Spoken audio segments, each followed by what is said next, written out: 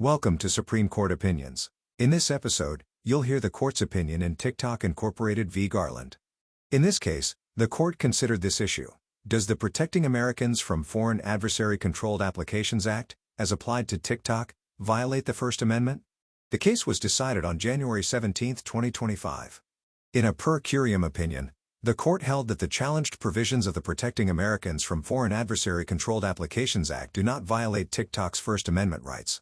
First, the court determined that intermediate scrutiny applies because the law is content neutral. It targets TikTok not based on the content of speech on the platform, but because of China's ability to access sensitive data from 170 million U.S. users through its control of ByteDance. While laws that discriminate among different speakers often raise First Amendment concerns, TikTok's unique characteristics, its massive scale and susceptibility to foreign adversary control, justify treating it differently from other platforms. The law does not reflect a preference for certain content or viewpoints, so it is subject to intermediate scrutiny. In other words, the law must further an important government interest unrelated to the suppression of free expression and not burden substantially more speech than necessary to further that interest. Under that test, the law was sufficiently tailored to serve the government's important interest in preventing China from collecting vast amounts of sensitive user data. Congress had substantial evidence of the extensive personal information TikTok collects and China's ability to compel Chinese companies to surrender data. Rather than banning TikTok outright, the law allows the platform to continue operating if ByteDance divests it to eliminate Chinese control. While there may be less restrictive alternatives like disclosure requirements or data sharing restrictions, Congress retains latitude to choose its preferred regulatory solution so long as it does not burden substantially more speech than necessary to achieve its goal. Justice Sonia Sotomayor wrote separately concurring in part and concurring in the judgment. Justice Neil Gorsuch wrote an opinion concurring in the judgment. The opinion is presented here in its entirety, but with citations omitted. If you appreciate this episode, please subscribe. Thank you. Per curiam. As of January 19, the Protecting Americans from Foreign Adversary-Controlled Applications Act will make it unlawful for companies in the United States to provide services to distribute, maintain, or update the social media platform TikTok, unless U.S. operation of the platform is severed from Chinese control. Petitioners are two TikTok operating entities and a group of U.S. TikTok users. We consider whether the act, as applied to petitioners, violates the First Amendment. In doing so, we are conscious that the cases before us involve new technologies with transformative capabilities. This challenging new context counsels caution on our part. As Justice Frankfurter advised 80 years ago in considering the application of established legal rules to the totally new problems raised by the airplane and radio, we should take care not to embarrass the future. That caution is heightened in these cases, given the expedited time allowed for our consideration. Our analysis must be understood to be narrowly focused in light of these circumstances. TikTok is a social media platform that allows users to create, publish, view, share, and interact with short videos overlaid with audio and text. Since its launch in 2017, the platform has accumulated over 170 million users in the United States and more than 1 billion worldwide. Those users are prolific content creators and viewers. In 2023, U.S. TikTok users uploaded more than 5.5 billion videos, which were in turn viewed more than 13 trillion times around the world. Opening the TikTok application brings a user to the For You page, a personalized content feed tailored to the user's interests. TikTok generates the feed using a proprietary algorithm that recommends videos to a user based on the user's interactions with the platform. Each interaction a user has on TikTok, watching a video, following an account, leaving a comment, enables the recommendation system to further tailor a personalized content feed. A TikTok user's content feed is also shaped by content moderation and filtering decisions. TikTok uses automated and human processes to remove content that violates the platform's community guidelines. TikTok also promotes or demotes certain content to advance its business objectives and other goals. TikTok is operated in the United States by TikTok Incorporated, an American company incorporated and headquartered in California. TikTok Incorporated's ultimate parent company is ByteDance Limited, a privately held company that has operations in China. ByteDance Limited owns TikTok's proprietary algorithm, which is developed and maintained in China. The company is also responsible for developing portions of the source code that runs the TikTok platform. ByteDance Limited is subject to Chinese laws that require it to assist or cooperate with the Chinese government's intelligence work, and to ensure that the Chinese government has the power to access and control private data the company holds. In recent years, U.S. government officials have taken repeated actions to address national security concerns regarding the relationship between China and TikTok. In August 2020, President Trump issued an executive order finding that the spread in the United States of mobile applications developed and owned by companies in China continues to threaten the national security, foreign policy, and economy of the United States. President Trump determined that TikTok raised particular concerns, noting that the platform automatically captures vast swaths of information from its users and is susceptible to being used to further the interests of the Chinese government. The president invoked his authority under the International Emergency Economic Powers Act, (IEPA), and the National Emergencies Act to prohibit certain transactions involving ByteDance Limited or its subsidiaries, as identified by the Secretary of Commerce. The Secretary published a list of prohibited transactions in September 2020, but federal courts enjoined the prohibitions before they took effect, finding that they exceeded the executive branch's authority under IEPA. Just days after issuing his initial executive order, President Trump ordered ByteDance Limited to divest all interests and rights in any property used to enable or support ByteDance's operation of the TikTok application in the United States, along with any data obtained or derived from U.S. TikTok users. ByteDance Limited and TikTok Incorporated filed suit in the D.C. Circuit, challenging the constitutionality of the order. In February 2021, the D.C. Circuit placed the case in abeyance to permit the Biden administration to review the matter and to enable the parties to negotiate a non-divestiture remedy that would address the government's national security concerns. Throughout 2021 and 2022, ByteDance Limited negotiated with executive branch officials to develop a national security agreement that would resolve those concerns. Executive branch officials ultimately determined, however, that ByteDance Limited's proposed agreement did not adequately mitigate the risks posed to U.S. national security interests. Negotiations stalled, and the parties never finalized an agreement. Against this backdrop, Congress enacted the Protecting Americans from Foreign Adversary-Controlled Applications Act. The act makes it unlawful for any entity to provide certain services to distribute, maintain, or update a foreign adversary-controlled application in the United States. Entities that violate this prohibition are subject to civil enforcement actions and hefty monetary penalties. The act provides two means by which an application may be designated a foreign adversary-controlled application. First, the act expressly designates any application that is operated, directly or indirectly, by ByteDance Limited or TikTok, or any subsidiary or successor thereof. Second, the Act establishes a general designation framework for any application that is both 1. Operated by a covered company that is controlled by a foreign adversary, and 2. Determined by the President to present a significant threat to the national security of the United States, following a public notice and reporting process. In broad terms, the Act defines covered company to include a company that operates an application that enables users to generate, share, and view content and has more than 1 million monthly active users. The Act excludes from that definition a company that operates an application whose primary purpose is to allow users to post product reviews, business reviews, or travel information and reviews. The Act's prohibitions take effect 270 days after an application is designated a foreign adversary-controlled application. Because the Act itself designates applications operated by ByteDance Limited and TikTok, prohibitions as to those applications take effect 270 days after the Act's enactment, January 19, 2025. The Act exempts a foreign adversary-controlled application from the prohibitions if the application undergoes a qualified divestiture.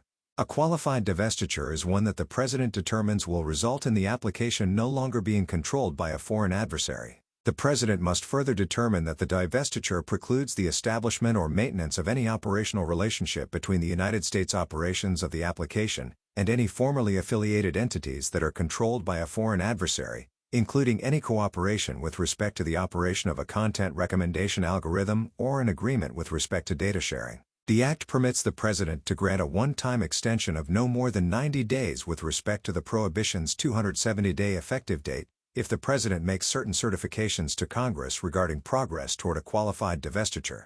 ByteDance Limited and TikTok Incorporated, along with two sets of TikTok users and creator petitioners, filed petitions for review in the D.C. Circuit, challenging the constitutionality of the Act. As relevant here, the petitioners argued that the Act's prohibitions, TikTok-specific foreign adversary-controlled application designation, and divestiture requirement violate the First Amendment. The D.C. Circuit consolidated and denied the petitions, holding that the Act does not violate petitioners' First Amendment rights.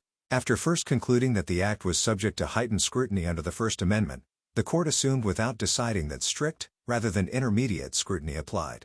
The Court held that the Act satisfied that standard, finding that the government's national security justifications, countering China's data collection and covert content manipulation efforts, were compelling, and that the Act was narrowly tailored to further those interests.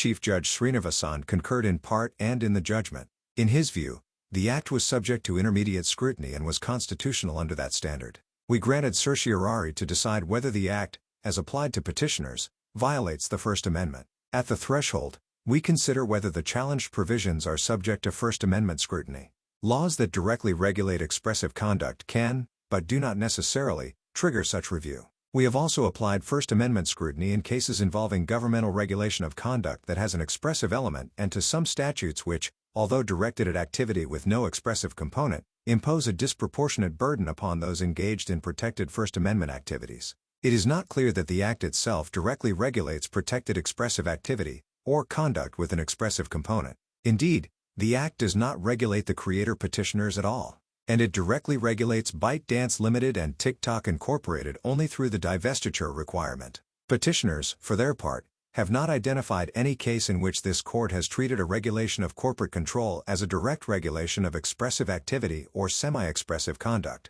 We hesitate to break that new ground in this unique case.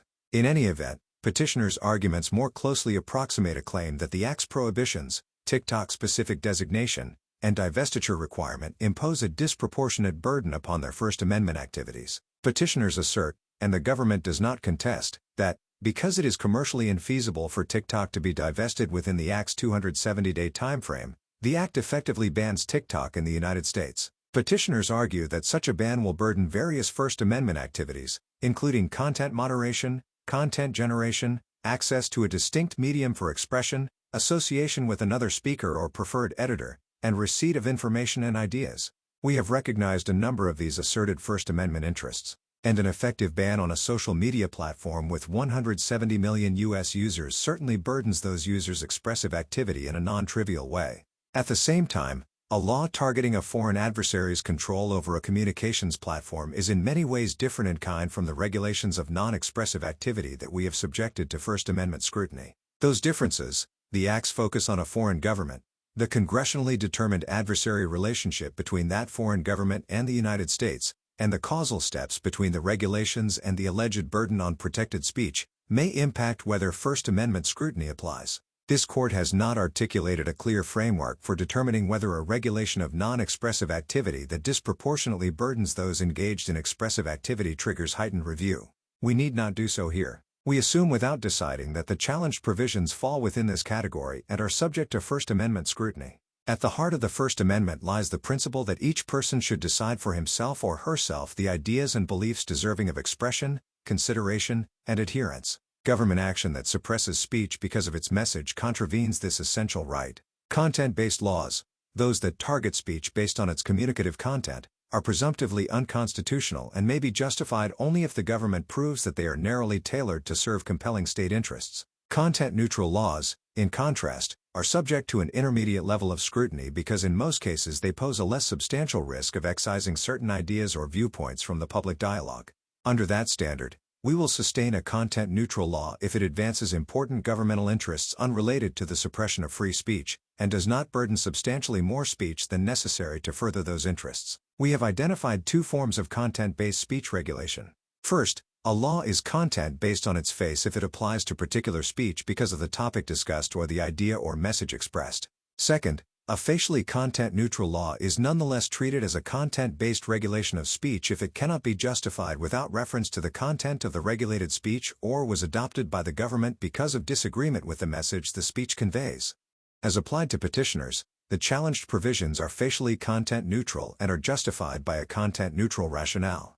The challenged provisions are facially content-neutral. They impose TikTok-specific prohibitions due to a foreign adversary's control over the platform and make divestiture a prerequisite for the platform's continued operation in the United States. They do not target particular speech based upon its content, contrast, or regulate speech based on its function or purpose, contrast. Nor do they impose a restriction, penalty, or burden by reason of content on TikTok, a conclusion confirmed by the fact that petitioners cannot avoid or mitigate the effects of the Act by altering their speech. As to petitioners, the Act thus does not facially regulate particular speech because of the topic discussed or the idea or message expressed. Petitioners argue that the Act is content based on its face because it excludes from the definition of covered company any company that operates an application whose primary purpose is to allow users to post product reviews, business reviews, or travel information and reviews. We need not decide whether that exclusion is content-based. The question before the court is whether the Act violates the First Amendment as applied to petitioners. To answer that question, we look to the provisions of the Act that give rise to the effective TikTok ban that petitioners argue burdens their First Amendment rights. The exclusion for certain review platforms, however, applies only to the general framework for designating applications controlled by covered companies, not to the TikTok-specific designation. As such, the exclusion is not within the scope of petitioners as applied challenge. The government also supports the challenged provisions with a content-neutral justification, preventing China from collecting vast amounts of sensitive data from 170 million U.S. TikTok users. That rationale is decidedly content-agnostic. It neither references the content of speech on TikTok nor reflects disagreement with the message such speech conveys. Because the data collection justification reflects a purpose unrelated to the content of expression, it is content-neutral. The Act's TikTok-specific distinctions, moreover, do not trigger strict scrutiny. It is true that speech restrictions based on the identity of the speaker are all too often simply a means to control content. For that reason, regulations that discriminate among media, or among different speakers within a single medium, often present serious First Amendment concerns. But while laws favoring some speakers over others demand strict scrutiny when the legislature's speaker preference reflects a content preference, such scrutiny is unwarranted when the differential treatment is justified by some special characteristic of the particular speaker being regulated. For the reasons we have explained, requiring divestiture for the purpose of preventing a foreign adversary from accessing the sensitive data of 170 million U.S. TikTok users is not a subtle means of exercising a content preference. The prohibitions, TikTok-specific designation, and divestiture requirement regulate TikTok based on a content-neutral data collection interest. And TikTok has special characteristics: a foreign adversary's ability to leverage its control over the platform to collect vast amounts of personal data from 170 million U.S. users, that justify this differential treatment. Speaker distinctions of this nature are not presumed invalid under the First Amendment. While we find that differential treatment was justified here, however, we emphasize the inherent narrowness of our holding. Data collection and analysis is a common practice in this digital age. But TikTok's scale and susceptibility to foreign adversary control, together with the vast swaths of sensitive data the platform collects, justify differential treatment to address the government's national security concerns. A law targeting any other speaker would by necessity entail a distinct inquiry and separate considerations. On this understanding, we cannot accept petitioners' call for strict scrutiny. No more than intermediate scrutiny is in order. As applied to petitioners, the Act satisfies intermediate scrutiny.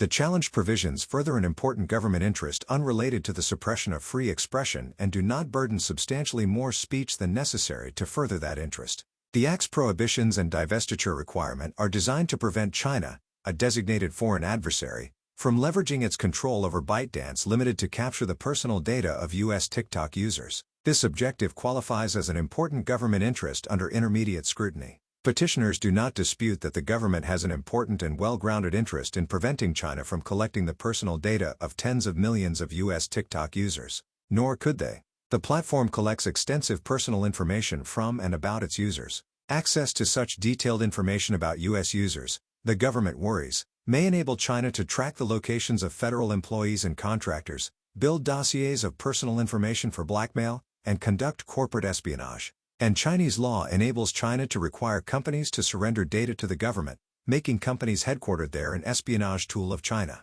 Rather than meaningfully dispute the scope of the data TikTok collects or the ends to which it may be used, petitioners contest probability, asserting that it is unlikely that China would compel TikTok to turn over user data for intelligence-gathering purposes, since China has more effective and efficient means of obtaining relevant information. In reviewing the constitutionality of the Act, however, we must accord substantial deference to the predictive judgments of Congress. Sound policymaking often requires legislators to forecast future events and to anticipate the likely impact of these events based on deductions and inferences for which complete empirical support may be unavailable.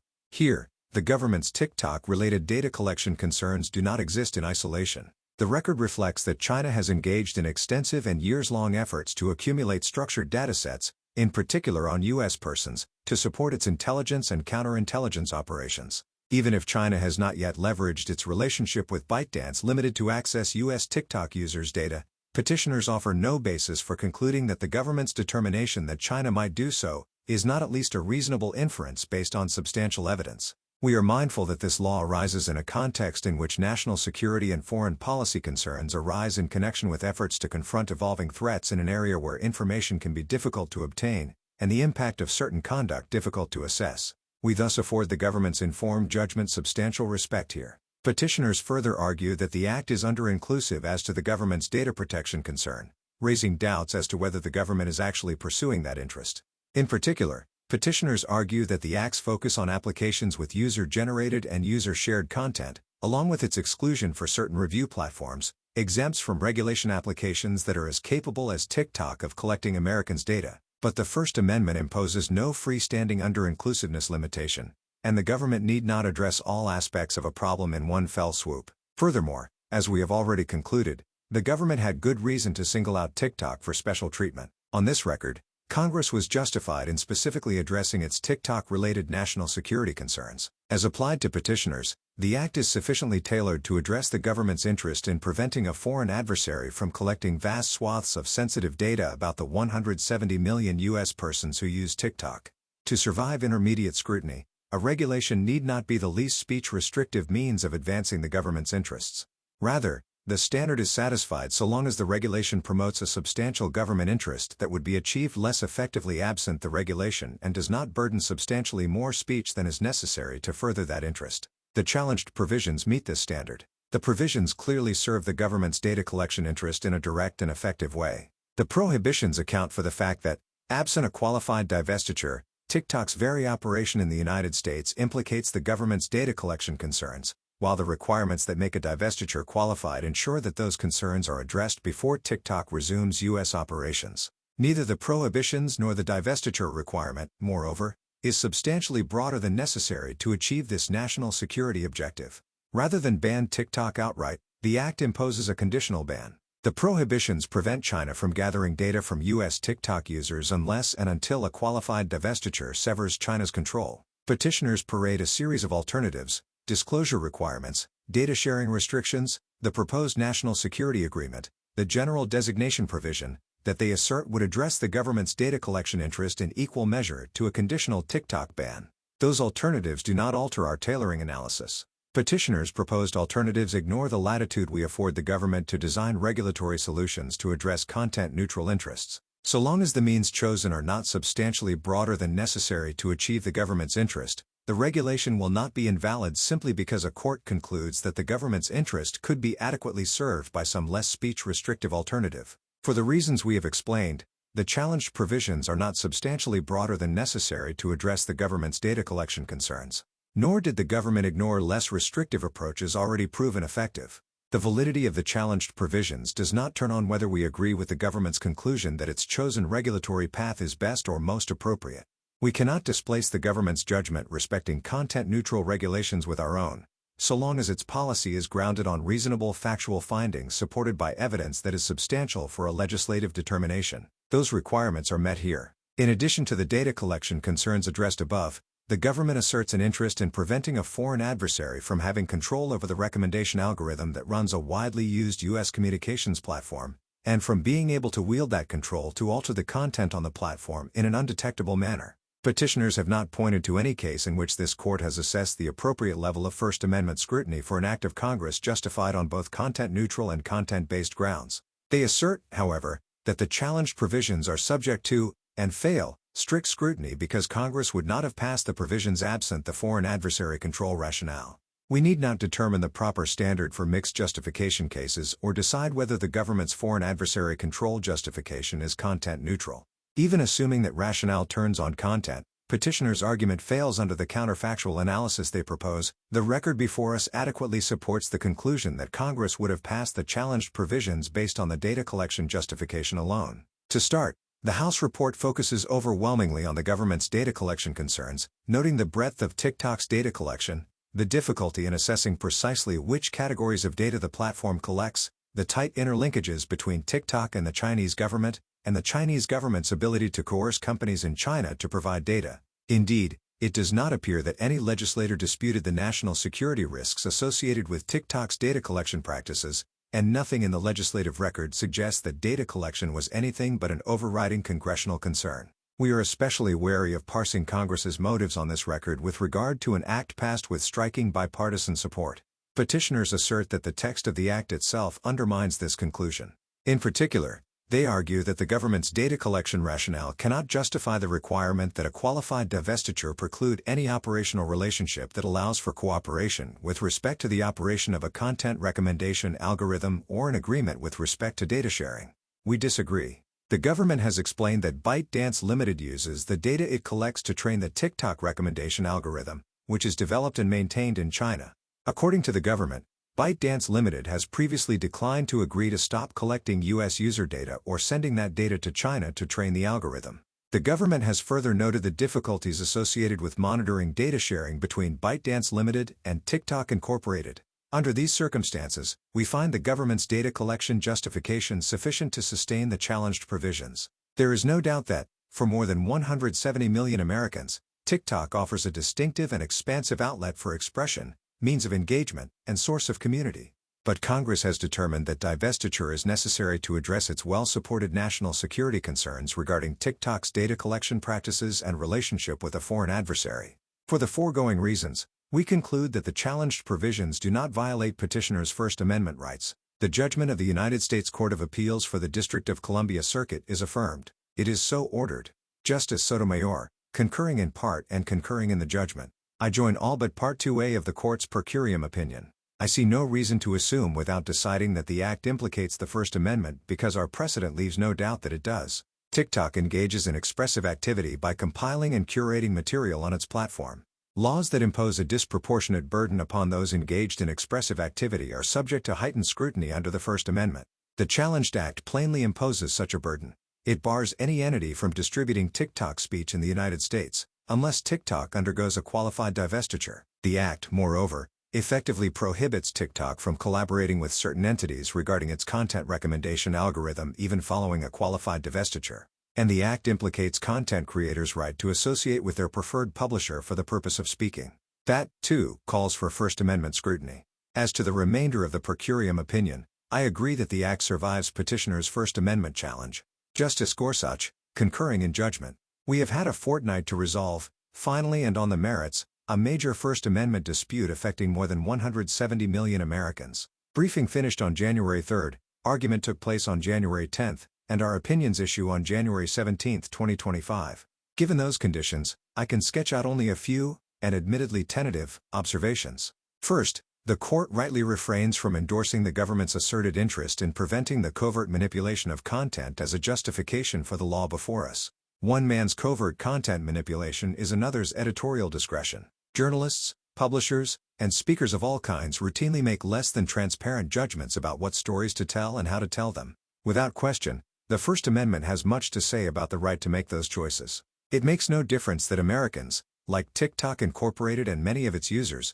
may wish to make decisions about what they say in concert with a foreign adversary. Those who won our independence knew the vital importance of the freedom to think as you will and to speak as you think, as well as the dangers that come with repressing the free flow of ideas. They knew, too, that except in the most extreme situations, the fitting remedy for evil counsels is good ones. Too often in recent years, the government has sought to censor disfavored speech online, as if the internet were somehow exempt from the full sweep of the First Amendment. But even as times and technologies change, the principle of the right to free speech is always the same. Second, I am pleased that the Court declines to consider the classified evidence the government has submitted to us but shielded from petitioners and their counsel. Efforts to inject secret evidence into judicial proceedings present obvious constitutional concerns. Usually, the evidence used to prove the government's case must be disclosed to the individual so that he has an opportunity to show that it is untrue. Maybe there is a way to handle classified evidence that would afford a similar opportunity in cases like these. Maybe, too, Congress or even the Standing Committee on Rules of Practice and Procedure would profit from considering the question. But as the Court recognizes, we have no business considering the government's secret evidence here. Third, I harbor serious reservations about whether the law before us is content neutral and thus escapes strict scrutiny. More than that, while I do not doubt that the various tiers of scrutiny discussed in our case law, rational basis, strict scrutiny, somethings in between can help focus our analysis, I worry that litigation over them can sometimes take on a life of its own and do more to obscure than to clarify the ultimate constitutional questions. Fourth, whatever the appropriate tier of scrutiny, I am persuaded that the law before us seeks to serve a compelling interest, preventing a foreign country, designated by Congress and the President as an adversary of our nation, from harvesting vast troves of personal information about tens of millions of Americans. The record before us establishes that TikTok mines data both from TikTok users and about millions of others who do not consent to share their information. According to the Federal Bureau of Investigation, TikTok can access any data stored in a consenting user's contact list, including names, photos, and other personal information about unconsenting third parties. And because the record shows that the People's Republic of China can require TikTok's parent company to cooperate with its efforts to obtain personal data, there is little to stop all that information from ending up in the hands of a designated foreign adversary. The PRC may then use that information to build dossiers for blackmail, conduct corporate espionage, or advance intelligence operations. To be sure, assessing exactly what a foreign adversary may do in the future implicates delicate and complex judgments about foreign affairs and requires large elements of prophecy. But the record the government has amassed in these cases after years of study supplies compelling reason for concern. Finally, the law before us also appears appropriately tailored to the problem it seeks to address. Without doubt, the remedy Congress and the President chose here is dramatic. The law may require TikTok's parent company to divest or, effectively, shutter its U.S. operations. But before seeking to impose that remedy, the coordinate branches spent years in negotiations with TikTok exploring alternatives and ultimately found them wanting. And from what I can glean from the record, that judgment was well-founded. Consider some of the alternatives. Start with our usual and preferred remedy under the First Amendment: more speech. However helpful that might be, the record shows that warning users of the risks associated with giving their data to a foreign adversary-controlled application would do nothing to protect non-users' data. Forbidding TikTok's domestic operations from sending sensitive data abroad might seem another option. But even if Congress were to impose serious criminal penalties on domestic TikTok employees who violate a data-sharing ban, the record suggests that would do little to deter the foreign adversary from exploiting TikTok to steal Americans' data. The record also indicates that the size and complexity of TikTok's underlying software may make it impossible for law enforcement to detect violations. Even setting all these challenges aside, any new compliance regime could raise separate constitutional concerns, for instance, by requiring the government to surveil Americans' data to ensure that it isn't illicitly flowing overseas. Whether this law will succeed in achieving its ends, I do not know. A determined foreign adversary may just seek to replace one law surveillance application with another. As time passes and threats evolve, less dramatic and more effective solutions may emerge. Even what might happen next to TikTok remains unclear. But the question we face today is not the law's wisdom, only its constitutionality. Given just a handful of days after oral argument to issue an opinion, I cannot profess the kind of certainty I would like to have about the arguments and record before us. All I can say is that, at this time and under these constraints, the problem appears real and the response to it not unconstitutional. As persuaded as I am of the wisdom of Justice Brandeis in Whitney and Justice Holmes in Abrams, their cases are not ours. Speaking with and in favor of a foreign adversary is one thing. Allowing a foreign adversary to spy on Americans is another. Thanks for listening. This podcast is not affiliated with the United States Supreme Court or its staff in any way. The summary of this opinion given in the introduction was taken from the summary provided at oyez.org. Any mistakes in the opinion you just heard should be attributed to this podcast. If you would like to support my efforts to make Supreme Court opinions available to the public, please subscribe. Thank you.